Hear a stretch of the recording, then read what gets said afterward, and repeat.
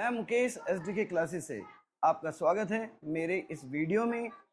आज हम पढ़ने जा रहे हैं क्लास 11th के चैप्टर 2 बिजनेस स्टडीज से, जो कि है फॉर्म्स ऑफ बिजनेस ऑर्गेनाइजेशन यानी व्यापारिक संगठन के स्वरूप। आज के इस वीडियो में हम पढ़ेंगे कि किन किन प्रकार के जो व्यापारिक संगठन होते हैं। सबसे पहले व्यापारिक संगठन होता क्या है, उनके कौन कौन से स्वरूप होते हैं, उन स्वरूपों की क्या क्या खासियतें होती हैं, क्या क्या सीमाएं होती हैं। ठीक है, शुरू करते हैं। सबसे पहले इंट्रोडक्शन से शुरू करते हैं। Business activities can not be perform in isolation, they require coordination and cooperation through an organisational structure. This leads to need for different forms of business organization which essentially refer to the forms of ownership of a business। ये कह रहे हैं कि किसी भी business की जो कोई भी गतिविधियां हैं या कोई भी व्यवसायिक कार्य जो है उसे अलग थलग करके नहीं किया जा सकता, यानी उसे अलग थलग देखा नहीं जा सकता, उसे एक आइसोलेशन में सबसे हटकर नहीं किया जा सकता, सबसे जुड़कर ही किया जा सकता है किसी भी व्यवसायिक एक्टिविटी को। और ऐसा करने के लिए अगर व्यवसायिक एक्टिविटी को सबके साथ ही किया जा सकता है या लोगों को साथ लेके किया जा सकता है, तो ऐसा करने के लिए हमें लोगों के बीच में कोऑर्डिनेशन और कोऑपरेशन की जरूरत है, समन्वय और साझेदारी की जरूरत होती है। और जब समन्वय और साझेदारी की बात आ रही है तो इसका मतलब है कि हमें एक व्यावसायिक स्ट्रक्चर की जरूरत है, व्यावसायिक संरचना की जरूरत है, जिसके अंतर्गत जो काम करने वाले लोग हैं, व्यवसाय करने वाले लोग हैं, उनके मन में एक तालमेल, समन्वय, कोऑर्डिनेशन हो या साझेदारी हो, एक दूसरे पे वो क्या करते हो, सपोर्ट करते हो, सहयोग करते हो। ठीक है, तो इस तरीके से क्योंकि बिजनेस में कोऑर्डिनेशन की, कोऑपरेशन की और फाइनली एक जो ऑर्गेनाइजेशन स्ट्रक्चर की रिक्वायरमेंट है, तो ये जो तीनों एलिमेंट्स है वो क्या करते हैं, वो अलग अलग प्रकार के संगठन का निर्माण करते हैं या संगठन के स्वरूप को तैयार करते हैं। और इसीलिए जरूरी है कि बिजनेस में किस तरीके से व्यवसाय का स्वामित्व यानी मालिकाना हक या मेंटेनेंस कैसे किया जाता है, इन स्वरूपों को समझना बहुत जरूरी है, इन फॉर्म्स ऑफ बिजनेस को समझना बहुत जरूरी है। ठीक है, देखते हैं कौन सा फॉर्म है। फॉर्म्स ऑफ बिजनेस ऑर्गेनाइजेशन यानी व्यवसायिक संगठन के स्वरूप या व्यवसायिक संगठनों के अलग अलग प्रकार। ठीक है, यहाँ पे कई प्रकार के जो बिजनेस ऑर्गेनाइजेशन हैं जो चुने जा सकते हैं या चुने जाते हैं आमतौर पे, जिनमें सबसे पहला और सामान्य है सोल प्रोप्राइटरशिप, जिसे एकल स्वामित्व वाला फर्म कहते हैं। और दूसरे नंबर पे है जॉइंट हिंदू फैमिली बिजनेस, संयुक्त हिंदू परिवार व्यवसाय, पार्टनरशिप फर्म, साझेदारी, जॉइंट स्टॉक कंपनी, संयुक्त स्टॉक कंपनी और कोऑपरेटिव सोसाइटी। इनमें से आज के वीडियो में हम पार्टनरशिप के टाइप तक पढ़ेंगे। बाकी जो अगला वीडियो हमारा होगा उसमें जॉइंट स्टॉक कंपनी और कोऑपरेटिव सोसाइटीज के बारे में हम पढ़ेंगे। चलिए बढ़ते हैं। सबसे पहले बात करते हैं सोल प्रोप्राइटरशिप की, एकल स्वामित्व वाली कंपनी की। तो it is a form of organisation which is owned, managed and controlled by an individual who bears all the risk and receive all the profit। हम कह सकते हैं कि सोल प्रोप्राइटरशिप, एकल स्वामित्व वाली जो कंपनी है, एक ऐसे संगठन का स्वरूप है जिसका स्वामित्व, जिसका प्रबंध और जिसका नियंत्रण केवल एक ही व्यक्ति के द्वारा किया जा रहा है। यही व्यक्ति इस बिजनेस फर्म की जो जितने भी जोखिम है उनको वहन करता है और इससे होने वाले लाभ को हासिल करता है। थोड़ा आसान करते हैं। हमने कहा कि संगठन का एक ऐसा स्वरूप जहाँ पे सिर्फ एक ही व्यक्ति संगठन को या फर्म को संचालित कर रहा है, उसका प्रबंधन देख रहा है, मैनेजमेंट कैसे करना है ये देख रहा है, वो उसके लिए जो जरूरी फाइनेंशियल रिक्वायरमेंट है, नीड्स है, वो ले रहा है, डिसीजन ले रहा है, सब कुछ एक ही व्यक्ति के हाथ में है।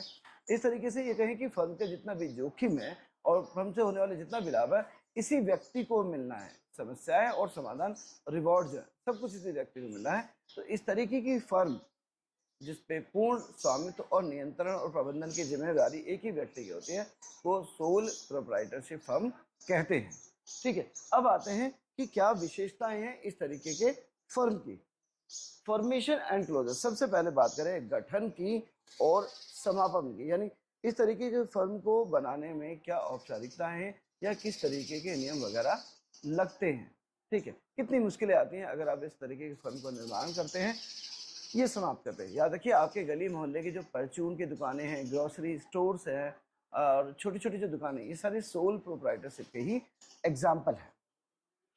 फॉर्मेशन एंड क्लोजर की बात करें, गठन और समापन की बात करें, या किस प्रकार से निर्माण किया जाता है या किस प्रकार से अगर बंद करना हो तो कैसे बंद करेंगे। It can B established and close without any legal formalities. तो इसका जवाब है कि जो ये वाले फर्म होते हैं, यानी सोल प्रोप्राइटरशिप फर्म होते हैं, ये फर्म बिना किसी कानूनी औपचारिकताएं के शुरू किए जा सकते हैं, गठित किए जा सकते हैं, और अगर काम नहीं चला तो इन्हें आप बिना किसी कानूनी औपचारिकता के बंद भी कर सकते हैं।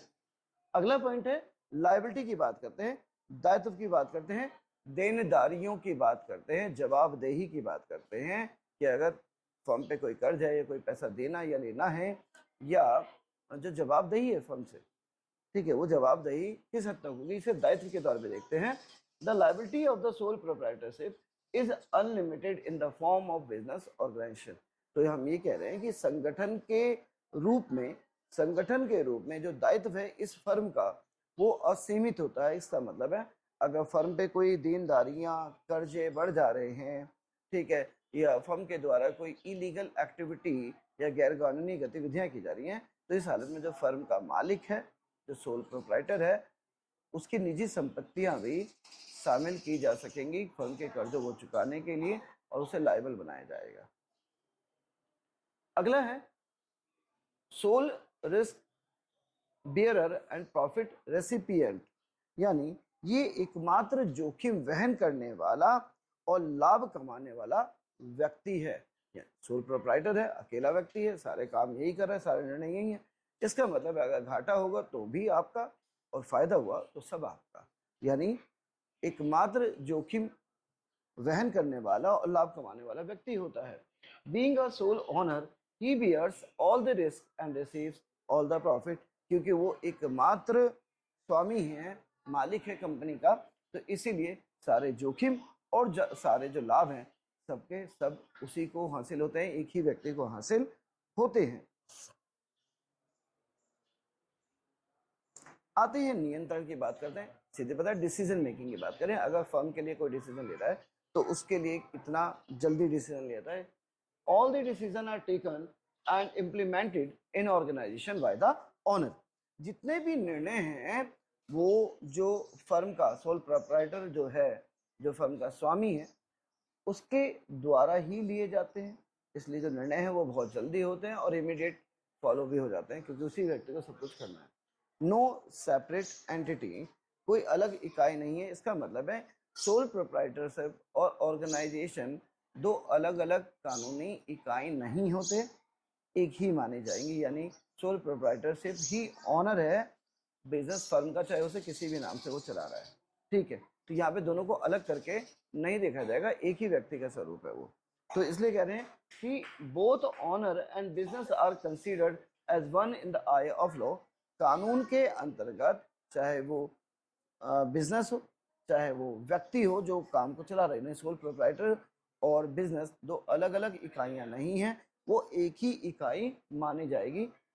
दूसरा छठा अगला पॉइंट है लैक ऑफ बिजनेस कॉन्टिन्यूटी, निरंतरता का अभाव। सिंपल है, अगर एक ही व्यक्ति सब कुछ कर रहा है तो कल को अगर उसे कुछ हो जाता है, उसकी मृत्यु हो जाती है या उसकी काम करने में कोई रुचि नहीं है, तो ये बात तय है कि बिजनेस रुक जाएगा।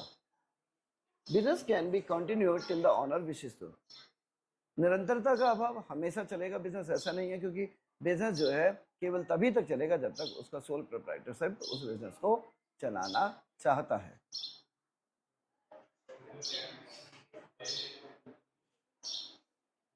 अब आते हैं मेरिट्स की बात करते हैं।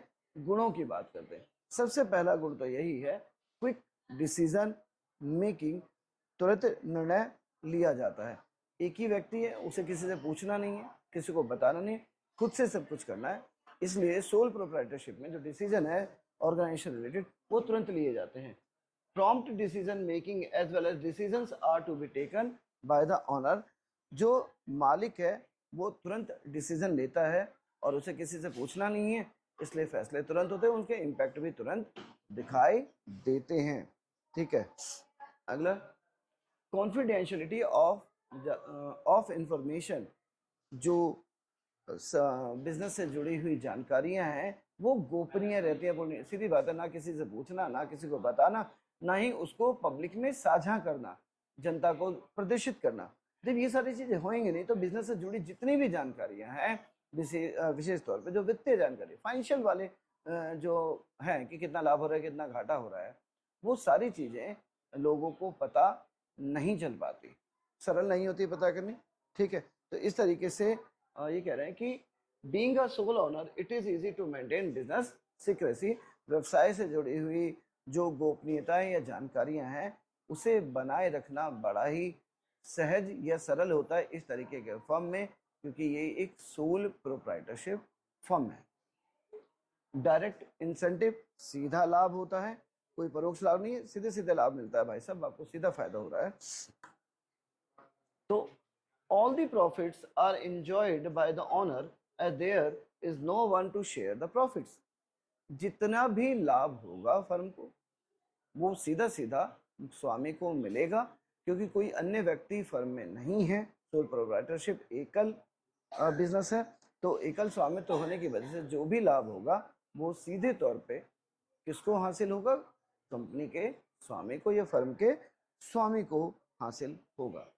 सेंस ऑफ अकम्पलिशमेंट, ठीक है, कामयाबी की एक भावना आती है भाई, जब हमने कोई काम किया और वो फायदे में चला गया तो हमें सेंस ऑफ अचीवमेंट, सफलता की भावना, अकम्पलिशमेंट, पूर्णता की भावना हमें जनरेट होती है, सेटिस्फैक्शन होता है कि हमने अच्छा काम किया।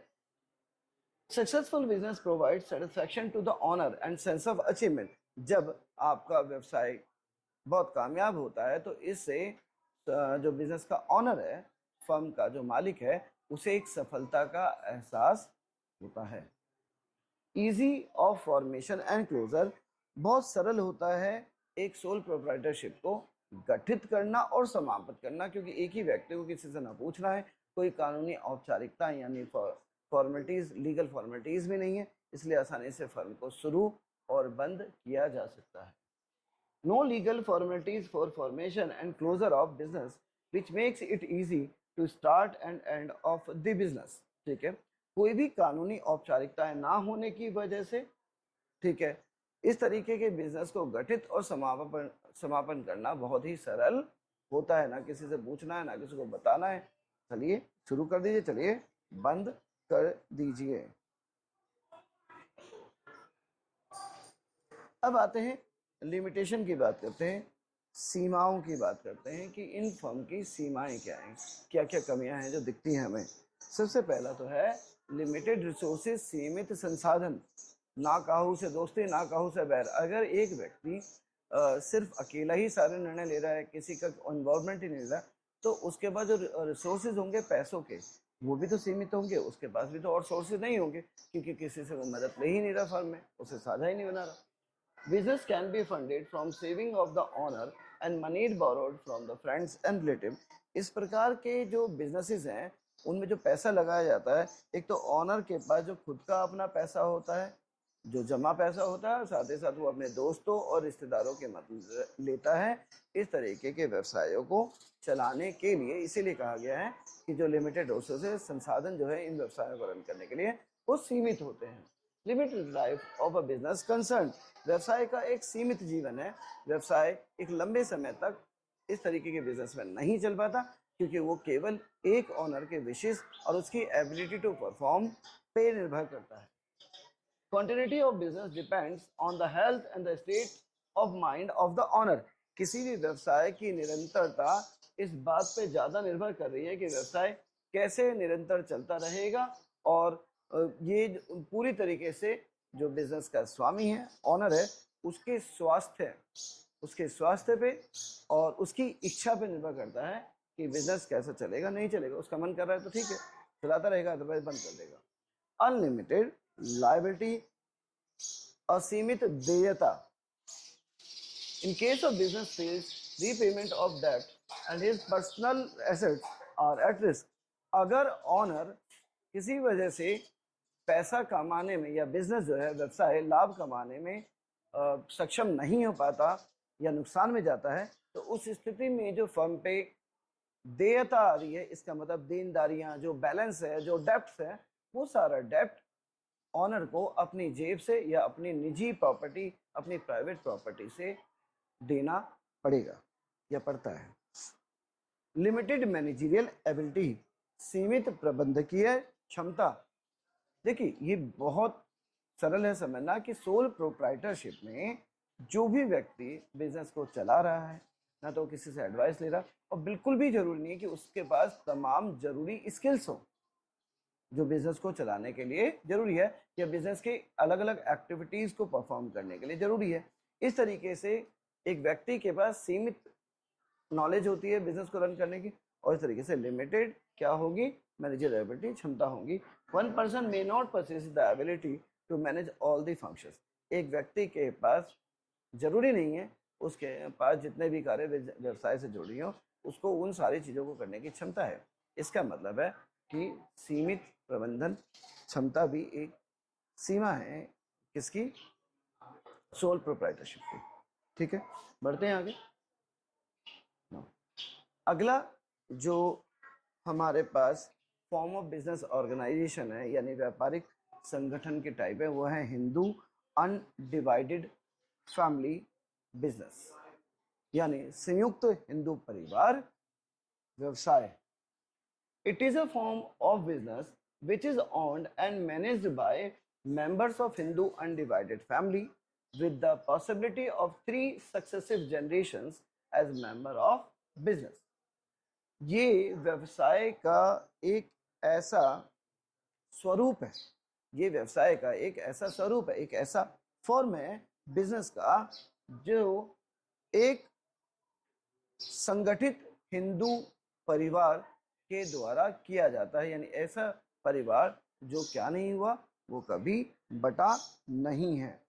ठीक है, इस तरीके के परिवारों में ये बहुत हद तक संभावना है कि 3 पीढ़ियां जो है मिलकर एक साथ बिजनेस करें। 3 पीढ़ियां यानी अगर मैं मुकेश हूं तो मेरे पिताजी भी और मेरे बेटा या बेटी भी व्यवसाय में काम करें। नहीं, एक ही समय में मेरे परिवार की 3 पीढ़ियां जो है, 3 जनरेशन जो है इस तरीके के बिजनेस में काम में भागीदारी निभाती है। खासियतें क्या है, फीचर क्या है जॉइंट हिंदू फैमिली बिजनेस की। सबसे पहले बात करते हैं हम इसके फॉर्मेशन पे कि आखिर ये कैसे गठित होता है। Hindu undivided family is formed with the least 2 members of the family having ancestral property. It is governed bye Hindu succession act 1956। ये कह रहे हैं कि हिंदू अनडिवाइडेड फैमिली की बात कर रहे हैं, संयुक्त हिंदू परिवार व्यवसाय की अगर हम बात करें तो इसका गठन कम से कम एक परिवार के 2 सदस्यों के द्वारा होता है जिनके पास अपनी पैतृक दादा परदाई की संपत्ति होती है। पैतृक संपत्ति, हमारे जो बड़े बुजुर्ग हमारे लिए पैसा छोड़ के गए हैं, जो संपत्ति छोड़ के गए हैं, जो व्यवसाय छोड़ के गए हैं, ठीक है, ये जरूरी है। यानी कम से कम 2 परिवार के सदस्य और परिवार के बड़े बुजुर्गों के द्वारा छोड़ी गई संपत्ति का होना जरूरी होता है इस तरीके के फैमिली के लिए, हिंदू अनडिवाइडेड फैमिली के लिए अगर हम बात करें। ठीक है, it is governed bye Hindu succession act 1950। और ये जो फर्म है यानी हिंदू अनडिवाइडेड बिजनेस फर्म जो होती है, अनडिवाइडेड फैमिली जो है, ये बिजनेस फर्म जो है इस पे जो है हिंदू सक्सेशन एक्ट का जो है नियमों का या प्रावधानों का प्रयोग किया जाता है, लागू किए जाते हैं। यानी इस तरीके की फैमिली में हिंदू सक्सेशन एक्ट जो है यानी हिंदू उत्तराधिकारी अधिनियम 1956 के जो प्रावधान है, जो प्रोविजंस है, वो लागू होते हैं, यानी वो एप्लीकेबल होते हैं इस तरीके के फॉर्म पे। ना फॉर्मेशन के बाद है लायबिलिटी की बात करें। लायबिलिटी का मतलब है दायित्व की बात करें, देनदारियों की बात करें। All the member of the family accept करता है limited liability up to their share in the business property. जितने भी सदस्य हैं परिवार के, उन सब का सीमित दायित्व है, जितना उनका कंट्रीब्यूशन है, यानी जो उनकी भागीदारी है सिर्फ उतने तक है, सिवाय एक कर्ता के, जो मुखिया होता है इस बिजनेस का, जो सीईओ है इस बिजनेस फर्म की फॉर्म में, इस फॉर्म में उसकी असीमित लायबिलिटीज होती है। दोबारा से, सभी सदस्य जो बिजनेस के हैं, हिंदू अनडिवाइडेड फैमिली के हैं, उन सभी का जो लायबिलिटीज है, जो दायित्व है, वो लिमिटेड होगी, सीमित होगी, केवल उनके साझेदारी स्वरूप के हिसाब से। जो रिस्पॉन्सिबिलिटी दी गई है उन्हें, जो जिम्मेदारी है, जो उनकी काम की भूमिका है इस फॉर्म के अंतर्गत, केवल उसी फॉर्म के अनुसार ही वो लायबल होंगे। जबकि जो कर्ता है, कर्ता की जो लायबिलिटीज होगी पूरे फॉर्म की परफॉर्मेंस पे होगी, हिंदू अनडिवाइडेड फैमिली की परफॉर्मेंस पे वो निर्भर करेगा। कंट्रोल की अगर हम बात करें, नियंत्रण की बात करें, all the activities in the business organisation are controlled by कर्ता।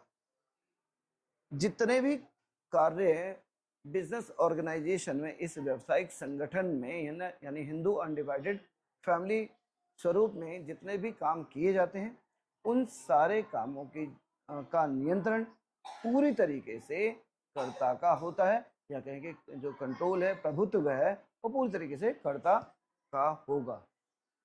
कॉन्टिन्यूटी, निरंतरता की बात करें, it can be discontinued if all the member of family agree to do so.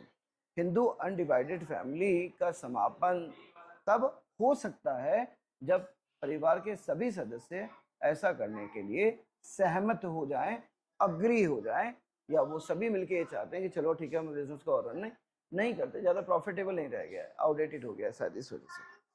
Now minor member, नाबालिग सदस्य की बात करते हैं। Membership in the organisation is by birth. अगर हिंदू अनडिवाइडेड फैमिली में किसी भी बच्चे का जन्म होता है, तो वो जन्म के साथ ही हिंदू अनडिवाइडेड फैमिली व्यवसाय का एक सदस्य बन जाता है, यानी he become the member in the Hindu undivided family immediately after his birth और हर बर्थ।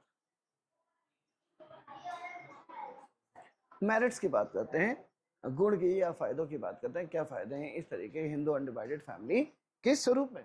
पहला फायदा इफेक्टिव कंट्रोल का फायदा है, प्रभावी नियंत्रण, काफी इफेक्टिव नियंत्रण होता है। Complete control of business with करता दस इफेक्टिव डिसीजन मेकिंग। देखो, हिंदू अनडिवाइडेड फैमिली में वैसे तो सदस्य सभी होते हैं, सभी परिवार के होते हैं, लेकिन उनकी सीमित सहभागिता होती है। जो काम उन्हें दिए गए सिर्फ वहीं तक वो फॉलो करते हैं। लेकिन जो कर्ता होता है, सारे डिसीजन उसी के एप्लीकेबल होते हैं, इसलिए काफी प्रभावी जो निर्णय हैं, क्योंकि उसे ये राइट दिया जाता है कि वो सारे निर्णय व्यवसाय से जुड़े हुए ले सकता है। इसका मतलब है कि इफेक्टिव डिसीजन देखने को मिलते हैं, तुरंत प्रभावी होने वाले डिसीजन, तुरंत लागू होने वाले निर्णय लिए जा सकते हैं। कंटिन्यूड बिजनेस एग्जिस्टेंस, देखो 3 पीढ़ियां शामिल है, ठीक है। हिंदू अनडिवाइडेड फैमिली कई वर्षों तक, सैकड़ों सालों तक भी वर्क कर पाता है, निरंतरता बनी रहती है, क्योंकि अगर कर्ता का एक्सपायर हो भी गया तो जो दूसरा सीनियर फैमिली मेंबर है वो कर्ता की भूमिका में आ जाता है। Business continues till the members wish to continue and control is transferred to the next elder member in case of death of karta. ये कह रहे हैं कि ये जो व्यवसाय है वो निरंतर चलता रहता है, खत्म नहीं होता, या ये कहेंगे व्यवसायिक निरंतरता बनी रहती है, क्योंकि अगर किसी वजह से कर्ता की मृत्यु हो भी जाए तो परिवार का जो दूसरा जो बड़ी उम्र का व्यक्ति या सदस्य है वो कर्ता बन जाता है। इस तरीके से व्यवसाय निरंतर चलता रहता है यदि परिवार के सभी सदस्य परिवार को व्यवसाय को रन करना चाहते हैं। Now limited liability of a member, ये भी बात है कि कर्ता को छोड़ दिया जाए तो जितने भी सदस्य हैं उन्हें जो काम सौंपा गया है केवल उन्हीं कामों के लिए उनकी जवाबदेही, अकाउंटेबिलिटी, रिस्पॉन्सिबिलिटी होती है। इसका मतलब है उनका दायित्व सिर्फ उन रूल्स पे जो उन्हें दिया गया है उन्हीं पे निर्भर करता है, भूमिका पे निर्भर करता है, उन्हें क्या काम सौंपा गया है। Member of the family enjoy liability limited to the their share in the business party. जो सदस्य हैं परिवार के वो सीमित दायित्व का आनंद उठाते हैं, सिर्फ वो उन्हीं चीज़ों के लिए रिस्पॉन्सिबल होते हैं जो काम उन्हें सौंपा गया है, या जो भाग काम का उन्हें सौंपा गया है वो सिर्फ उन्हीं के लिए रिस्पॉन्सिबल होते हैं, कर्ता के अलावा सभी के लिए ये फीचर है। Increase loyalty and cooperation. देखो, एक बात तय है कि इससे वफादारी और सहयोग में, इस तरीके के फॉर्म ऑफ बिजनेस में वफादारी और सहयोग की जो संभावनाएं हैं वो बहुत ज़्यादा बढ़ जाती हैं। Family members have a sense of belongingness and loyalty, hence all the work with a common objective of growth. देखो, सदस्य जो होते हैं उनके बीच में बिलोंगिंगनेस होती है, अपनापन, प्यार और लगाव और झुकाव होता है सदस्यों के बीच में। नतीजा क्या होता है कि वफादारी और अपने मन की संभावनाएं इस तरीके के फॉर्म ऑफ बिजनेस में बढ़ती हैं, और जो काम है वो सभी के एक सामान्य हित के लिए किया जाता है। लिमिटेशन की बात करते हैं, क्या सीमाएं हैं, परिसीमन क्या है इसका, ये देखते हैं। सबसे पहला है लिमिटेड रिसोर्सेज, सीमित संसाधन। Business can be funded mainly from ancestral property, hence limiting the financial resources. देखो, जो व्यवसाय है आमतौर पे पैतृक संपत्ति, जो हमारे बड़े बुजुर्गों से मिलने वाली संपत्ति है, केवल उन संसाधनों का ही इसमें इस्तेमाल किया जाता है। कोई बाहरी और निवेश आने की संभावनाएं नहीं होती। सिर्फ बड़े बुजुर्गों के परिवार के सदस्यों से जो संपत्ति प्राप्त हुई है, बिजनेस उसी के आधार पर किया जाता है। नतीजा, फाइनेंशियल रिसोर्सेज जो है, हमारे वित्तीय संसाधन सीमित होते हैं इस तरीके के बिजनेस फॉर्म में। अनलिमिटेड लायबिलिटी ऑफ कर्ता। जो कर्ता है उसकी असीमित दायित्व होते हैं, ये एक अलग फीचर है, सीमाएं हैं। The personal property of karta is at risk as he has unlimited liability.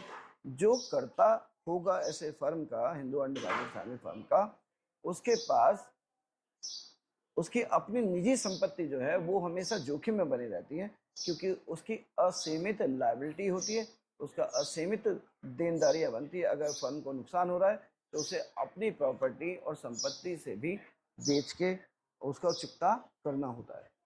Dominance of प्रभुत्व है भाई, रिस्क है तो आनंद भी है, वो सब कुछ संचालन वही करता है। Difference of opinion among members and कर्ता may cause conflict amongst them. अगर परिवार के अन्य सदस्यों और कर्ता के निर्णय में, के विचारों में मतभेद है, डिफरेंसेस हैं, ठीक है, डिस्पुट है, विवाद है, उस स्थिति में जो है स्थिति गंभीर हो सकती है और डोमिनेंस जो कर्ता का है वो बहुत ज़्यादा कमजोर पड़ सकता है। लिमिटेड मैनेजरियल स्किल्स, सीमित प्रबंधकीय क्षमताएं, एक और समस्या, क्योंकि परिवार के सदस्य हैं तो ट्रेंड हो भी सकते हैं और नहीं भी हो सकते हैं। तो कर्ता में not have knowledge and expertise of all the functions performed in the business. कर्ता के पास हो सकता है कि उसके पास पर्याप्त जानकारी, पर्याप्त कौशल ना हो उन सभी कार्यों को करने का जो एक व्यवसाय के अंतर्गत किए जा सकते हैं।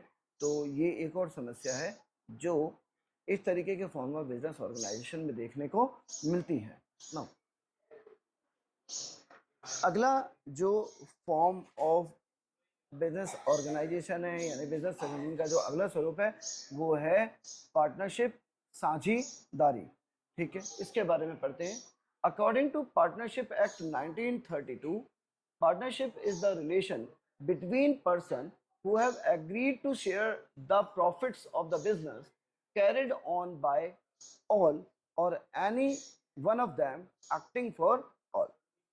तो हम बात करें साझेदारी कानून 1932 के अनुसार, साझेदारी एक लोगों के बीच में अलग अलग व्यक्तियों के बीच में साझेदारी एक ऐसा संबंध है जिसके अंतर्गत सभी साझेदार या तो मिलकर कार्य करते हैं या कोई एक व्यक्ति इन सभी साझेदारों के स्थान पर कार्य करता है, इस सहमति के साथ कि व्यवसाय से होने वाले जो लाभ और हानि है ये उसको आपस में बांटेंगे। यानी अगर व्यवसाय में घाटा होता है तो भी सभी साझेदार, ठीक है, अपने जो साझेदारी के जो नियम है, जो भी उन्होंने पृष्ठभूमि बनाई के आधार पर उस घाटे को और उस अगर फायदा होता तो उस लाभ को क्या करेंगे, हासिल करेंगे। हो सकता है कि सभी साझेदार साझेदारी फर्म में एक्टिवली पार्टिसिपेट करें, यानी अपनी भूमिका निभाए, या केवल उनमें से कोई एक व्यक्ति ही जो है फर्म में सभी लोगों के स्थान पर कार्य करता है, ठीक है। और जो ये ऑर्गेनाइजेशन है उसका गठन प्रोविजन ऑफ पार्टनरशिप एक्ट 1932 के अकॉर्डिंग हुआ हो, तो ऐसे फर्म को, बिजनेस ऑर्गेनाइजेशन को हम पार्टनरशिप फर्म कहते हैं। सबसे पहले बात करते हैं क्या क्या विशेषताएं हैं एक पार्टनरशिप फर्म में। सबसे पहले तो है फॉर्मेशन, गठन की अगर बात करें, business is established as per the provision of partnership act 1932। कह रहे हैं कि ये वाला जो व्यावसायिक गठन है उसको जो प्रोविजन है, जो अधिनियम बनाए गए हैं पार्टनरशिप एक्ट 1932 के, साझेदारी कानून 1932 के जो प्रावधान है, जो प्रोविजंस है, जो रूल्स रेगुलेशंस है, उसके अकॉर्डिंग ही इस बिजनेस ऑर्गेनाइजेशन को गठित किया गया है, फॉर्मेशन किया गया है, गठित इस्टेब्लिश किया गया है। अगला आता है लायबिलिटी। दायित्व क्या है सदस्यों के लिए? All the partners in the business have unlimited liability. एक साझेदारी फर्म में जितने भी सदस्य होते हैं, सभी सदस्यों की जो देनदारियां हैं वो असीमित होती हैं। इसका मतलब है अगर फर्म को किसी भी प्रकार का नुकसान होगा तो साझेदारों की जो व्यक्तिगत संपत्तियां हैं उन संपत्तियों से भी उनका भुगतान किया जाएगा। रिस्क बियरिंग, जोखिम उठाने की अगर हम बात करें, कितना जोखिम है? All the risk in the business is shared by the partner. एक बिजनेस से जुड़े हुए जितने भी जोखिम है वो सारे जोखिम इन सभी साझेदारों या पार्टनर्स के द्वारा वहन किए जाते हैं, यानी शेयर किए जाते हैं। डिसीजन मेकिंग एंड कंट्रोल की बात कर रहे हैं कि निर्णय कैसे लेते हैं और नियंत्रण किस प्रकार से साझेदारी फर्म, पार्टनरशिप फर्म करता है। All the decisions are taken in after the consent of all the partners and each partner shares the responsibility of running business। ये कह रहे हैं कि जितने भी निर्णय एक साझेदारी फर्म में लिए जा रहे हैं वो सभी साझेदारों की सहमति से लिए जाते हैं। यानी एक मीटिंग करते हैं और मीटिंग में डिस्कशन करते हैं क्या होना है क्या नहीं होना, और आम सहमति प्रिंसिपल वाला जो है एक जनरल प्रिंसिपल रूल्स है, जनरल एक्सेप्टेंस वाले रूल को फॉलो करते हैं, या मेजोरिटी पार्टनर जिस बात के लिए सहमत होते हैं उस सहमति के आधार पर निर्णय लिए जाते हैं। और जितने भी पार्टनर हैं वो बिजनेस को चलाने के लिए जिम्मेवार होते हैं, यानी वो एक्टिव पार्टिसिपेट करें या कोई उनकी जगह पे एक करें, लेकिन सभी लोग जो पार्टनरशिप फर्म के बेनिफिट हैं या लॉसेस हैं वो उन सभी को साझा करते हैं। अब कॉन्टिन्यूटी की बात करते हैं, निरंतरता की। Continuity depends upon the partnership deed among the partners at the time of its formation. ये कह रहे हैं कि एक पार्टनरशिप फर्म में जो कॉन्टिन्यूटी है वो निर्भर करती है पार्टनरशिप के डीड पे, यानी पार्टनरशिप के जो नियम आपने तय किए हैं, जो समझौते की जो शर्तें हैं उनके आधार पर, पार्टनरशिप डीड के आधार पर जो है और ये तय किया जाता है कि कितनी जिम्मेवारी होगी। और सॉरी मैं गलत बोल रहा हूँ, हाँ, पार्टनरशिप डीड के आधार पर पार्टनर टाइम द फॉर्मेशन, जो उन्होंने कंपनी को गठित करते समय जो पार्टनरशिप डीड, जो पार्टनरशिप के जो नियम तय किए होंगे उसके आधार पर ही निरंतरता क्या होगी, जारी रहेगी। ठीक है। अगला है नंबर ऑफ पार्टनर, सदस्यों की संख्या, क्या कोई सीमा है? जवाब है हाँ। Minimum 2 and maximum 50 members as per the company's miscellaneous rules 2014 और maximum could be 100 according to Company Act 2013। ये करें एक पार्टनरशिप फर्म में कम से कम 2 सदस्य होना अनिवार्य है और मैक्सिमम 50 लोग होंगे। ये कंपनीज मिसलेनियस रूल जो है, कंपनी के जो विविध जो कंपनी का विविध रूल है उसके हिसाब से तो आपके पास 2 और 50 की सीमा तय की गई है, जो कि नियम बनाया गया था 2014 में। लेकिन अधिकतम जो है, ज़्यादा मैक्सिमम जो सदस्य हैं वो 100 हो सकते हैं कंपनी एक्ट 2013 के अनुसार, यानी कम से कम 2 सदस्य होना जरूरी है। अगर कंपनीज मिसलेनियस रूल 2014 की बात करें तो ये संख्या निर्धारित की गई थी 50 तक, लेकिन अगर कंपनी अधिनियम 2013 की बात करें, कंपनी कानून 2013 की बात करें, तो इसके हिसाब से इस सदस्यों की संख्या को जरूरत पड़ने पे 100 तक बढ़ाया जा सकता है। म्यूचुअल एजेंसी है, ठीक है, पारस्परिक agency. Each partner is the owner as well as the agent of the firm and agent to other partner. प्रत्येक सदस्य, प्रत्येक साझेदार, हर पार्टनर जो है वो कंपनी का मालिक भी है और कंपनी का एजेंट भी है। साथ ही साथ जो हर जो साझेदार है बाकी के अन्य सदस्यों के लिए एजेंट की भूमिका में होता है। दोबारा से कि जितने भी पार्टनर है वो पार्टनरशिप फर्म के लिए और जो अदर पार्टनर्स हैं उनके लिए एजेंट के रूप में होते हैं और फर्म के लिए एजेंट और ऑनर दोनों ही हैं। अब मेरिट्स की बात करते हैं, गुणों की बात करते हैं कि क्या विशेषताएं देखने को मिलती है। Easy of formation and closure, ठीक है, एक पार्टनरशिप फर्म को सरलतापूर्वक गठित यानी बनाया जा सकता है और जरूरत पड़ने पे उसे समाप्त भी किया जाता है। बहुत ज़्यादा कानूनी औपचारिकताएं नहीं है, थोड़ी हैं लेकिन बहुत ज़्यादा मुश्किल नहीं है। Business can B establish and close, वही कह रहे हैं कि मामूली कानूनी औपचारिकताओं को, यानी जो लीगल फॉर्मेलिटीज है बहुत मामूली है, और उसके आधार पर बिजनेस को फॉर्म भी किया जा सकता है और बिजनेस को जो है क्लोज भी किया जा सकता है। बैलेंस डिसीजन मेकिंग, ठीक है, जो निर्णय लिए जा रहे हैं वो बैलेंस है, सभी से पूछ के समझ के सबकी आम सहमति के आधार पर लिए जा रहे हैं। तो जो निर्णय लिए जा रहे हैं वो सबकी राय के अनुसार है। All the decision are taken by consent partners as partner undertake responsibilities as per their expertise. जितने भी निर्णय हैं वो सभी साझेदारों की सहमति से लिए जा रहे हैं और हर साझेदार जो है फर्म से जुड़े किसी न किसी काम में अपने आप को विशेषज्ञ रूप में पाता है, क्योंकि जिस काम को करता है वो उसमें एक्सपर्टाइज हो जाता है, तो उसकी जो राय है वो ज़्यादा मानी जाती है या उसका एक ज़्यादा वेटेज मिलता है। मोर फंड्स, ज़्यादा पैसे आने की संभावना है, यानी फंड व्यवसाय को बढ़ाने के लिए अगर पैसे की आवश्यकता पड़ रही है तो सदस्यों की संख्या ज़्यादा होने की वजह से फंड की संभावनाएं ज़्यादा हो जाती हैं। Funds are provided by all the partner which increases the scope of large scale business operation. जो फंड्स है सभी साझेदारों के द्वारा दिया जाता है और इस वजह से एक पार्टनरशिप फर्म को बड़े स्तर पर बढ़ाना काफ़ी संभव है, यानी लार्ज स्केल बिजनेस ऑपरेशन करना, कई राज्यों में कई देशों में भी बिजनेस को लेके जाना ये काफ़ी आसान हो जाता है, क्योंकि फंड कई सदस्यों की वजह से आसानी से अवेल होने की संभावनाएं ज़्यादा होती हैं, पॉसिबिलिटी ज़्यादा है कि आसानी से मिल जाए। शेयरिंग ऑफ रिस्क, अब जो जोखिम है विजाय का सभी साझेदारों में बराबर रूप से उनके निवेश के अकॉर्डिंग, जो पैसा उन्होंने इन्वेस्ट किया है उसके अकॉर्डिंग या जो पार्टनरशिप डीड है उसके अकॉर्डिंग शेयर किया जाता है, वहन किया जाता है। Business risk and responsibilities are shared among all the partners.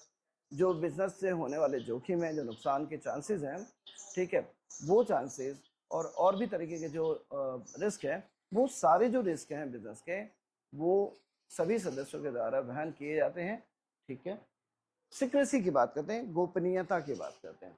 It is easy to maintain business secrecy as there is no need to submit financial result, क्योंकि कंपनी की जो वित्तीय या फाइनेंशियल स्टेटस है उसको पब्लिक नहीं किया जाता इस फर्म में, इसीलिए जो बिजनेस से जुड़ी जानकारियां हैं उसको गोपनीय सीक्रेट रखा जाता है लोगों से, ये सरल होता है। आते हैं लिमिटेशन की बात करते हैं, सीमाओं की बात करते हैं। अनलिमिटेड लायबिलिटी, सबसे पहले सभी पार्टनर जो पार्टनरशिप फर्म में हैं उन सब पे अनलिमिटेड लायबिलिटी होती है, असीमित दायित्व होता है, यानी अगर फर्म को कोई नुकसान हुआ तो पार्टनर्स की निजी संपत्ति से उसका भुगतान करवाया जा सकता है इस फॉर्म में। Each partners liability is extended to their personal property. हर जो पणधारक है, पणधारक हम पार्टनर की बात करें, एवरीवन की बात करें, हर जो पणधारक है उसके दायित्व उसके व्यक्तिगत संपत्ति के द्वारा भी पूरा किया जाता है। अगर फर्म को नुकसान होगा तो जो शेयर होल्डर हैं उनकी जो पर्सनल प्रॉपर्टीज़ हैं उनसे भी उनका उपयोग करके भी जो फर्म का नुकसान है उसको रिकवर किया जाता है। अगला है लिमिटेड रिसोर्सेज, सीमित संसाधनों की बात करें। Availability of finance is limited due to the restriction on the number of partner. हम जानते हैं जो मैक्सिमम नंबर ऑफ पार्टनर है वो 50 और 2013 में 100 तक किया हुआ है, ठीक है। 100 से ज़्यादा पार्टनर नहीं बढ़ाए जा सकते एक पार्टनरशिप फर्म में। इसका मतलब है कि अगर आप लार्ज स्केल पे बिजनेस करना चाह रहे हैं तो एक सर्टेन लिमिट पे जाके आपके लिए पैसों का अरेंजमेंट करना मुश्किल हो जाएगा। अगर बिजनेस को एक्सपेंड करने के लिए बहुत ज़्यादा वॉल्यूम में फंड की रिक्वायरमेंट है तो वो डिफ़िकल्ट हो जाएगा, क्योंकि रिस्ट्रिक्टेड नंबर ऑफ जो मेंबर्स हैं उसकी वजह से, जो कि 100 निर्धारित है। अगला है पॉसिबिलिटी ऑफ कॉन्फ्लिक्ट्स की बात करें तो संघर्ष की संभावना। All the partner have different opinions which create conflict among them. यदि सभी सदस्यों में या ज़्यादातर सदस्यों के जो राय है वो अलग अलग हों किसी एक विषय पे या किसी एक निर्णय पे, तो इस स्थिति में संघर्ष या एक मत ना बन पाने की स्थिति बहुत ज़्यादा बढ़ जाती है, जो एक व्यवसाय के लिए सही स्थिति या उपयुक्त स्थिति नहीं है, अच्छा नहीं माना जाता। लैक ऑफ कंटिन्यूटी, निरंतरता का अभाव। एनी कॉन्फ्लिक्ट बिटवीन पार्टनर और डेथ ऑफ अ पार्टनर में ब्रिंग बिजनेस टू एंड। अगर किसी भी तरीके से जो सदस्य हैं उनमें विवाद हो जाए या सदस्य की मृत्यु हो जाए तो दोनों ही स्थितियों में व्यवसाय के समाप्त होने की संभावनाएं बढ़ जाती हैं।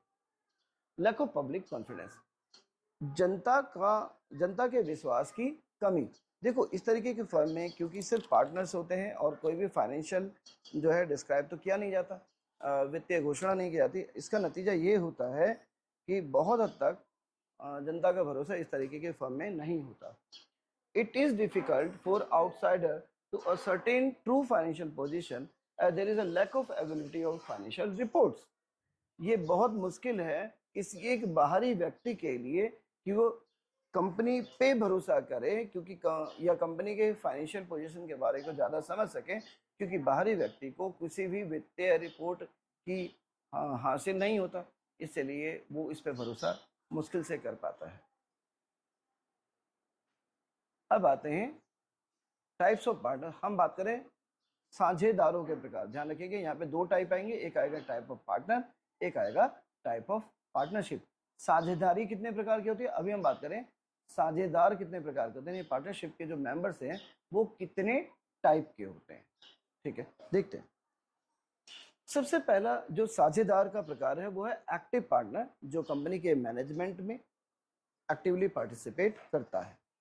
A partner who contributes capital, share profits and losses, participate in management and has limited liability। एक साझेदार जो कंपनी के पूंजी में निवेश कर रहा है, कंपनी के लाभ और हानि को साझा करता है और कंपनी के प्रबंधन में अपनी भूमिका निभाता है एक्टिवली, निरंतर अगर वो कंपनी के मैनेजमेंट में अपनी भूमिका भी निभा रहा है तो ऐसे पार्टनर को एक एक्टिव पार्टनर या सक्रिय साझेदार कहा जाएगा, और इसकी लायबिलिटी भी अनलिमिटेड होती है और सीमित लायबिलिटी इसके पास होती है।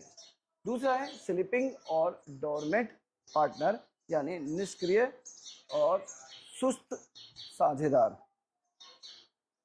Partner who contribute capital, shares profit and losses and has unlimited liability but does not participate in management। एक ऐसा पार्टनर जो पूंजी में तो योगदान दे रहा है, प्रॉफिट या लॉस को साझा कर रहा है, यानी कंपनी के लाभ और हानि में भी उसकी साझेदारी है, और साथ ही साथ अगर कंपनी को नुकसान होता है तो उसकी भी निजी संपत्ति से जो घाटा है उसको पूरा कराया जा सकता है, यानी अनलिमिटेड लायबिलिटी भी बन रही है। ये तीनों चीज तो है उसमें, लेकिन चौथी चीज जो है, चौथा जो फैक्टर है वो है मैनेजमेंट में पार्टिसिपेशन। वो मैनेजमेंट में पार्टिसिपेट नहीं करता, तो इस प्रकार का जो साझेदार है उसे निष्क्रिय और सुस्त साझेदार कहा जाता है, स्लीपिंग और डोरमेंट पार्टनर कहा जाएगा। इसका मतलब ये मैनेजमेंट में, प्रबंधन में अपनी भूमिका नहीं निभाता। अगला है सीक्रेट पार्टनर यानी गुप्त साझेदार। This partner participates in management operations secretly but does not contribute in profit and loss. ये एक ऐसा पार्टनर है जो कंपनी के रख रखाव, प्रबंधन, निर्णय लेने में पब्लिकली नहीं लेकिन इंटेंजिबल वे में या इनडायरेक्ट वे में अपनी भूमिका निभाता है, यानी इसके डिसीजन तो एप्लीकेबल हो रहे हैं कंपनी के अंदर, पार्टनरशिप फर्म के अंतर्गत, लेकिन क्या नहीं हो रहा, ये कंपनी से किसी भी तरीके का लाभ और हानि साझा नहीं करता है। तो ऐसा पार्टनर जो कंपनी के मैनेजमेंट में अपनी भूमिका में है लेकिन कंपनी के प्रॉफिट और लॉस से उसका कोई लेना देना नहीं है, ऐसे पार्टनर को सीक्रेट पार्टनर या गुप्त साझेदार कहा जाता है। अगला टाइप है नॉमिनल पार्टनर, नाम मात्र का साझेदार है, सिर्फ नाम के लिए साझेदार है नहीं। Partner who does not contribute capital and does not share profit and losses but allows partnership business to project him or her as a partner. एक ऐसा पार्टनर जिसने ना तो कंपनी की पूंजी में पैसा लगाया यानी कोई भी कंट्रीब्यूशन ऑफ कैपिटल किया है, ना ही वो मैनेजमेंट के तौर पे कोई काम कर रहा है, कंपनी के प्रबंधन में भी कोई काम नहीं कर रहा, और कंपनी के प्रॉफिट लॉस से भी उसका कोई लेना देना नहीं है। फिर भी जो ये पार्टनरशिप फर्म है वो उसे परमिट करता है कि आप मुझे या मेरे नाम का इस्तेमाल कंपनी में एक पार्टनर के तौर पे कर सकते हो। इस प्रकार के पार्टनर को नॉमिनल पार्टनर कहते हैं, यानी ना तो उसने पैसा दिया है, ना वो प्रॉफिट और लॉस शेयर कर रहा है, ना ही वो कोई मैनेजमेंट में भूमिका निभा रहा है, बट वो कंपनी को एक एग्रीमेंट के अंतर्गत ये अलाउ कर रहा है कि उसके नाम का इस्तेमाल साझेदार के तौर पे किया जा सकता है। तो इस तरीके के जो साझेदारी है उसे नॉमिनल पार्टनर कहते हैं, यानी इस तरीके के जो पार्टनर है उसे नॉमिनल पार्टनर कहते हैं। आमतौर पे आपने देखे होंगे कई सारे जो रियल इस्टेट सेक्टर हैं उसमें हमारे क्रिकेटर धोनी हो गया या कोई एक्टर वगैरह हो गए जो ऐड आते हैं आम्रपाली ग्रुप के लिए, जो धोनी जी आते थे, ठीक है, तो वो क्या है, वो नॉमिनल पार्टनर हैं, साझेदार हैं, जो अपना नाम, अपना चेहरा तो इस्तेमाल कर रहे हैं, उनका स्टारडम जो है वो कंपनी को क्या दे रहा है, एक वेटेज दे रहा है, साझेदार के रूप में पेश किया जा रहा है, पर वो एक नॉमिनल पार्टनर है। अगला है पार्टनर बाय एस्टोपेल। पार्टनर बाय एस्टोपेल का मतलब है कि एक विबंधन द्वारा भागीदार, विबंधन यानी उसका कोई बाउंडेशन नहीं है, ठीक है, फिर भी उसे कई बार रिप्रेजेंट करता है अपने आप को बाहर से कि भाई मैं कंपनी का साझेदार हूँ, है नहीं, पर वो ऐसा रिप्रेजेंट करता है कंपनी की permission. An individual who is not a partner but project himself or herself as a partner to an outsider has unlimited liability called partner by estoppel। एक ऐसा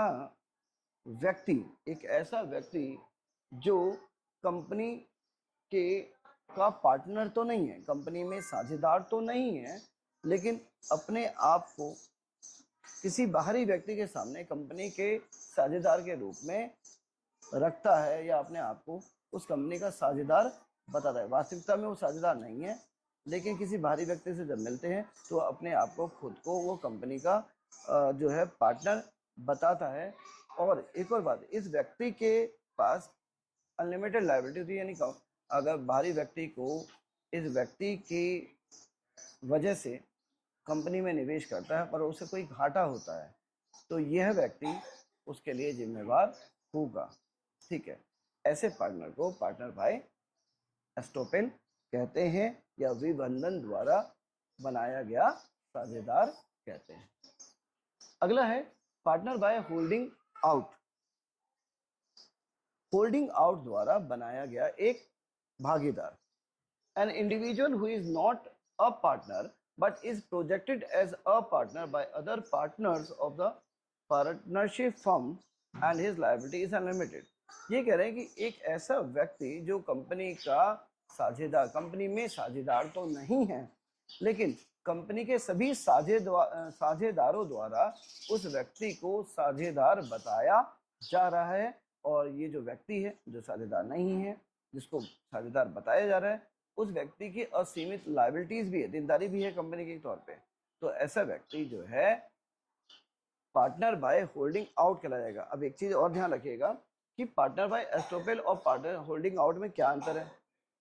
यहाँ पे एस्टोपेल में वो व्यक्ति साझेदार ना होने के बाद अनलिमिटेड लायबिलिटी को बियर कर रहा था कंपनी के, और खुद को दूसरे व्यक्तियों के सामने रख रहा था कि भाई मैं कंपनी में पार्टनर हूं।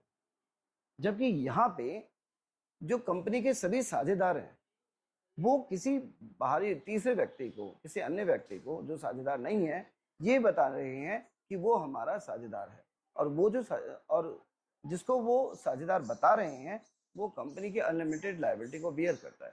तो ऐसी स्थिति को जो है होल्डिंग बाय होल्डिंग आउट और एस्टोपेल का ये डिफरेंस है, तो ध्यान रखना चाहिए।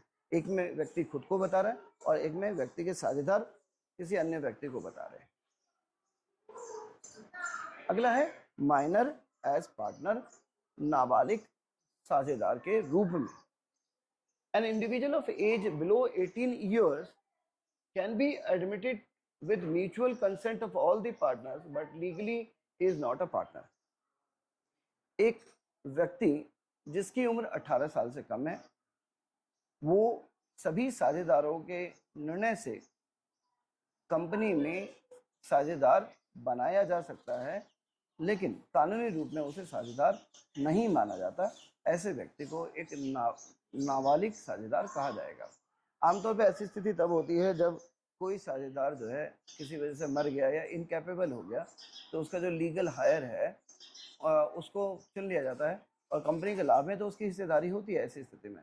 लेकिन क्या नहीं होती, अगर कंपनी को हानि हो तो कोई भी लीगल एक्शन या लायबिलिटी जो है इस नाबालिग पर नहीं किया जाता, क्योंकि वो एक्टिवली पार्टिसिपेट नहीं कर रहा। सिर्फ क्योंकि वो नॉमिनी था, जो पहले थे व्यक्ति पार्टनर के तौर पे, इसलिए नॉमिनी के तौर पे इसको भी कंसीडर कर लिया गया। ठीक है, बढ़ते हैं आगे। अब पढ़ते हैं साझेदारी के प्रकार, पार्टनरशिप के। ध्यान रखिए, अभी जो हमने पढ़ा था पार्टनर्स के टाइप पढ़ा था, साझेदारों के प्रकार पढ़ा था। अब हम पढ़े हैं साझेदारी कितने प्रकार की होती है। Partnership can be categorised on the basis of duration and liability. देखो, पार्टनरशिप को भी, साझेदारियों को भी अलग अलग प्रकार से बांटा गया है, इस आधार पर कि वो कितने समय या अवधि के लिए पार्टनरशिप की गई है, या फिर कितना दायित्व पार्टनर्स को दिया जा रहा है, कितनी रिस्पॉन्सिबिलिटी या देनदारी दी जा रही है, उसके आधार पर। तो चलिए पढ़ते हैं सबसे पहले कि पार्टनरशिप एट विल, इच्छा अनुसार की गई साझेदारी। सबसे पहला होता है partnership continuous till the partners agree to do so. यानी इस प्रकार की साझेदारी तब तक चलती रहती है जब तक साझेदार इस बात को लिए सहमत है कि वो साझेदारी में बना रहना चाहते हैं। दैट मीन्स कि they want to do so, कि भाई मुझे तो इसी पार्टनरशिप में बने रहना है। जब तक उनकी इच्छा है तब तक वो पार्टनरशिप फर्म में बने रह सकते हैं। ये साझेदारी जो है पार्टनरशिप एट विल कहलाएगी। अगला है पर्टिकुलर पार्टनरशिप, एक विशेष तरीके की साझेदारी। अब the partnership formed for a specific task और अ प्रोजेक्ट और a specific period of time. देखो, ये एक ऐसी साझेदारी है जो एक विशेष कार्य या प्रोजेक्ट की पूर्ति के लिए बनाई गई है या एक निश्चित अवधि के लिए बनाई गई है। तो इस तरीके की जो साझेदारी है उसे पर्टिकुलर पार्टनरशिप कहा जाएगा, एक विशेष साझेदारी कहा जाता है। It comes to an end after completion of task और एक्सपायरी ऑफ टाइम। ये साझेदारी तब खत्म होती है जब उनकी अवधि समाप्त हो जाती है, या वो जो कार्य है जिसके लिए, वो जो प्रोजेक्ट है जिसके लिए उन्होंने साझेदारी करी थी, वो प्रोजेक्ट ओवर हो जाता है, तब तक के लिए साझेदारी की जाती है। और इस तरीके की साझेदारी को विशेष साझेदारी या पर्टिकुलर पार्टनरशिप कहा जाता है।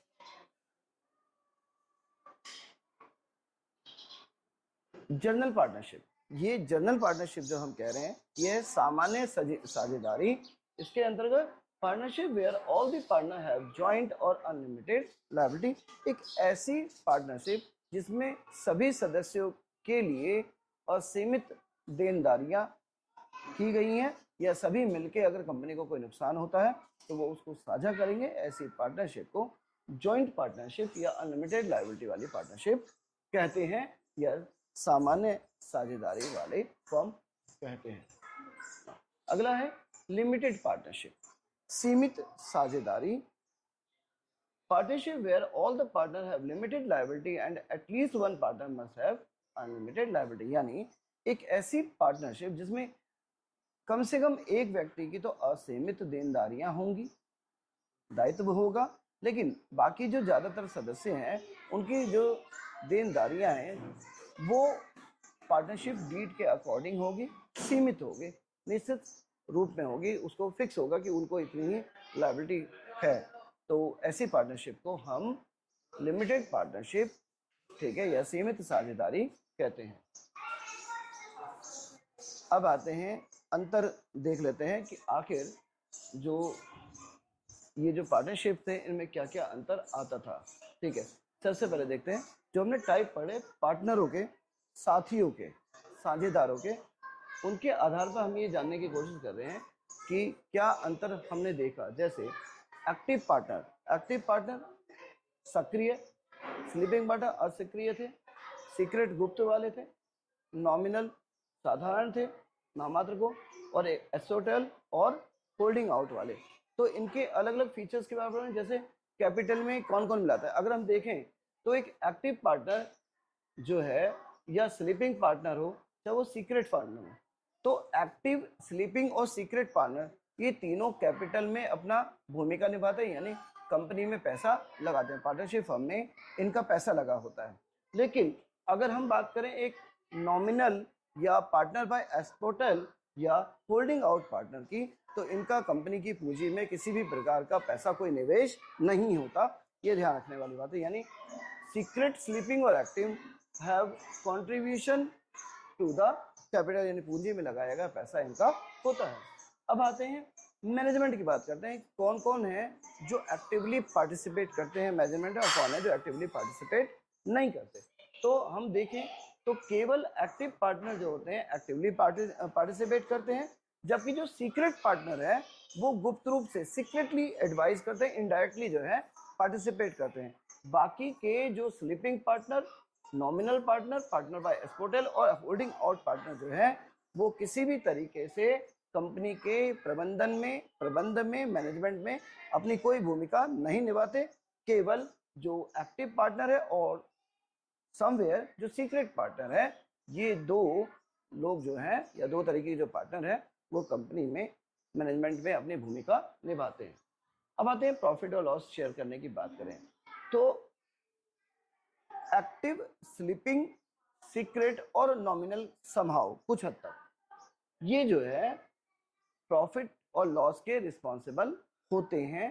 दोबारा, जो एक्टिव, स्लीपिंग, सीक्रेट और नॉमिनल पार्टनर है कंपनी में लॉस के लिए ये रिस्पॉन्सिबल होते हैं, पर पार्टनर बाय एस्पोटल और होल्डिंग आउट वाले जो पार्टनर है ये किसी भी तरीके से कंपनी के प्रॉफिट और लॉस में ना तो इनका कोई गेन होता है ना ही इनका कोई लॉस होता है, रिस्पॉन्सिबल नहीं होते। आते हैं लायबिलिटी की बात करते हैं, हम देयता की बात करते हैं, देनदारियों की बात करते हैं। तो अगर देखा जाए तो जितनी भी कैटेगरी है पार्टनर की, यानी वो एक्टिव है, स्लीपिंग है, सीक्रेट है, नॉमिनल है, एस्पोटल है या होल्डिंग आउट है, इन सब की लायबिलिटी अनलिमिटेड होती है। इनकी प्राइवेट प्रॉपर्टीज जो है उनको भी अटैच किया जा सकता है उस स्थिति में यदि फर्म पे कोई लायबिलिटी क्रिएट होती है, देनदारियां होती हैं। ठीक है, इस तरीके से आज की हमारी वीडियो बिल्कुल कंप्लीट पे है और मिलते हैं नेक्स्ट वीडियो में इसके बाकी बचे हुए पार्ट के साथ। और तब तक के ना भूलें। थैंक्स।